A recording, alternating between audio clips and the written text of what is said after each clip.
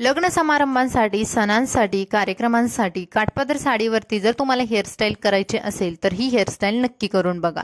जेव्हा आपले केस खूप पातळ असतात आणि आपल्याला आंबाडा किंवा जुडा हेअरस्टाईल करायची असते, अशा वेळेस कोणत्या हेअरस्टाईल करायला हव्यात तर चला पाहूयात। नमस्कार, पुन्हा एकदा स्वाती स्टाईलमध्ये मनापासून स्वागत। आजच्या व्हिडिओमध्ये बघणार आहोत काठपदर साड्यांसाठी जुडा किंवा आंबाडा हेअरस्टाईल। यासाठी समोरचे जे केस आहे त्यांचा मी पफ बनवून घेतला। आता पातळ केस असतात अशा वेळेस आपल्याला रोल किंवा पफ हे हेअरस्टाईल खूप सुंदर जातात। तर पफ बनवून घेतल्यामुळे आपला टाइम सुद्धा वाचतो आणि आपले केस तितकेसे पातळ दिसत नाहीयेत। उंच पफ बनवल्यामुळे आपल्या चेहऱ्याला सुद्धा छान असा लुक भेटतो। त्यानंतर पाठीमागचे आपण हेअरस्टाईल करणार आहोत। आता पाठीमागचे केस आहे ते छान विंचरून घेतले आणि इथे एक पोणी बांधून घेणार आहे। पोणीसाठी आपल्याला काळा रबर बँडच वापरायचा आहे, जेणेकरून तो आपल्या हेअरस्टाईल मधून दिसणार नाही।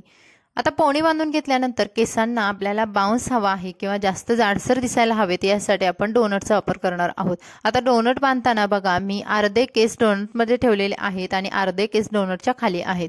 अशा पद्धतीने डोनट आपल्याला सेट करून घ्यायचं आहे। डोनट सेट करताना 2 ते 3 युपिन्स मी तिन्ही बाजूने लावून डोनट पूर्ण सिक्युअर करून घेतला।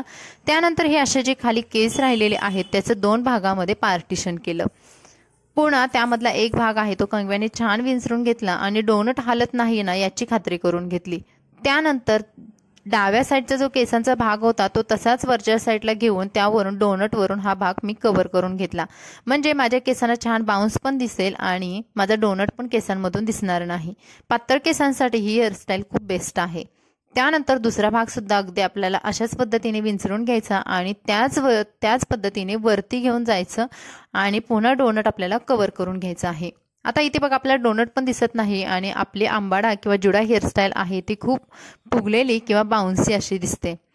तर पिना सुद्धा आपल्याला इथे खूप कमी लागतात। तुम्ही बघाल आपली आंबाडा जुडा हेअरस्टाईल छान सिक्युअर झालेली आहे आणि लुक सुद्धा तितका सुंदर आलेला आहे। त्यानंतर ही हेअरस्टाईल डेकोरेट करण्यासाठी आपण वेगवेगळ्या पद्धतीचे डुप्लिकेट किंवा ओरिजिनल गजरे सुद्धा वापरू शकता।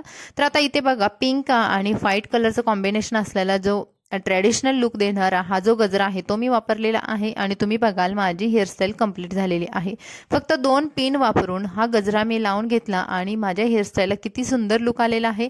तर काठपदरांच्या साड्यांवरती अशा जर आपण ट्रॅडिशनल हेअरस्टाईल केल्या तर अजून सुद्धा खूपच सुंदर दिसतात, कारण आंबाडा आणि जुडा हेअरस्टाईल अजून सुद्धा खूप छान ट्रेंडिंगमध्ये आहेत आणि काठपदर साड्यांवरती सणांमध्ये आणि कार्यक्रमाला खूप उठून लुक देणाऱ्या आहेत।